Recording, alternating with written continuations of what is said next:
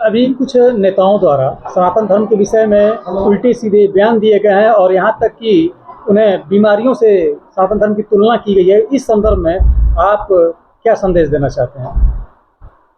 बड़ा सुंदर प्रश्न पूछा है। ये राष्ट्रहित में है। जनगण मन अधिनायक जन जय है जो हम लोग गाते हैं, इसका भी विरोध होना चाहिए। जब ये सनातन धर्म का विरोध हो रहा है, सनातन का मतलब क्या है? इटर्नल। आप जिस बात की कर रहे हैं वो परंपरा शाश्वत है। ये शाश्वत किसी मनुष्य के द्वारा नहीं बनाई गई है, शाश्वत प्रभु के द्वारा बनाई गई है। तो इस शाश्वत परंपरा को जो स्वीकार करते हैं, इसका ये मतलब नहीं कि आपने तिलक लगा लिया है, चंदन लगा लिया है और यही सनातन धर्म है। सनातन धर्म का मतलब है सत्य बोलना, झूठ पर न टिके रहना, स्वार्थ की व्यवस्था को न करना, अनावश्यक अपने स्वार्थ को आगे रख करके समाज का अहित करना, राष्ट्र का अहित करना, उनको हम लोग दैत्य कहते हैं। इसलिए सनातन धर्म का विरोध करने का कोई मतलब नहीं। अगर किसी ने कहा एड्स, मैं बिल्कुल सहमत हूँ।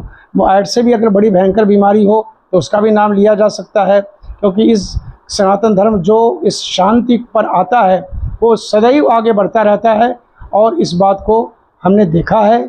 हमने हमारी पुराने इतिहास जितने भी पढ़ेंगे आप, या अंग्रेज़ों के ज़माने के इतिहास जो पढ़ेंगे, इसी परंपरा से अग्रसारित होकर के हमारे महात्मा गांधी जी ने, बापू जी ने रघुपति राघव राजा राम का गीत दे करके सनातन धर्म के ही माध्यम से राष्ट्र का विकास किया और आज़ादी दी।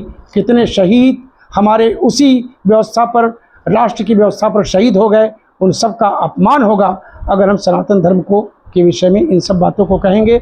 ये वही लोग कह सकते हैं जिनको कोई ज्ञान नहीं है, जिन्होंने कोई संस्कृति का कोई ज्ञान नहीं है, ना ही उस पर कोई अनुशीलन किया है। थोड़ी सी बातों को, एक दो चार को बातों को पढ़ लिया तो मेरे हिसाब से मास्टर की डिग्री का मतलब क्या हो गया? मास्टर डिग्री या डॉक्टरेट डिग्री या डीलिट डिग्री, ये थोड़ा बहुत पढ़ लिख लिया, इतनी बात है।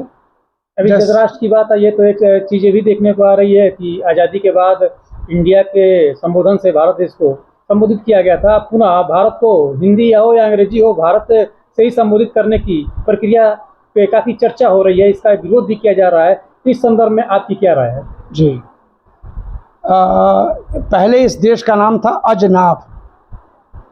फिर ऋषभ देव जी के पुत्र भरत जी ने इस देश पर इतना बड़ा, इतनी सीमा को बढ़ाया, अफगानिस्तान के आगे तक सीमा सब बढ़ी हुई थी, और उस पर पूरा राज्य किया।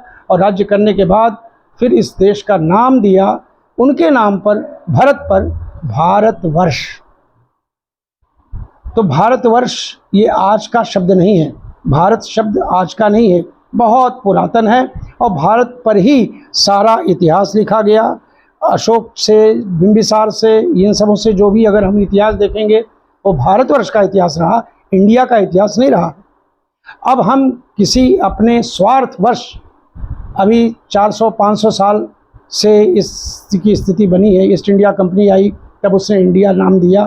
तो इंडिया नाम अगर हमने कोई, हमारी संस्कृति किसी तरह से पराक्षेपित हो गई है तो उसको हम मूल रूप में, जो रूप था उस रूप में अगर लाने का हम प्रयास करेंगे तो हम निश्चित में राष्ट्रवादी हैं। इसलिए हम जो है भारत शब्द ही होना चाहिए। इंडिया शब्द तो अभी की उत्पत्ति है 300-400 सालों की, उसको समाप्त होना ही राष्ट्र हित में है। इस पर कोई चर्चा करने की आवश्यकता नहीं है।